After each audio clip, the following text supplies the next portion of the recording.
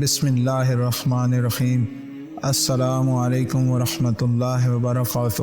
جب حضور انور صلی اللہ تعالیٰ علیہ وآلہ وسلم کی مقدس زندگی کا 40واں سال شروع ہوا تو ناگہاں آپ صلی اللہ تعالیٰ علیہ وآلہ وسلم کی ذات اقدس میں ایک نیا انقلاب رونما ہو گیا کہ ایک دم آپ صلی اللہ تعالیٰ علیہ وآلہ وسلم خلوت پسند ہو گئے اور اکیلے تنہائی میں بیٹھ کر خدا کی عبادت کرنے کا ذوق و شوق پیدا ہو گیا۔ آپ صلی اللہ تعالیٰ علیہ وآلہ وسلم اکثر اوقات غور و فکر میں پائے جاتے تھے اور آپ صلی اللہ تعالیٰ علیہ وآلہ وسلم کا بیشتر وقت مناظر قدرت کے مشاہدہ اور کائنات فطرت کے مطالعہ میں صرف ہوتا تھا۔ دن رات خالق کائنات کی ذات و صفات کے تصور میں متغرق اور اپنی قوم کے بگڑے ہوئے حالات کے سدھار اور اس کی تدبیروں کی سوچ و وچار میں مصروف رہنے لگے۔ اور ان دنوں میں ایک نئی بات یہ بھی ہوئی کہ حضور صلی اللہ تعالیٰ علیہ وسلم کو اچھے خواب نظر آنے لگے اور آپ صلی اللہ تعالیٰ علیہ وسلم کا ہر خواب اتنا سچا ہوتا کہ خواب میں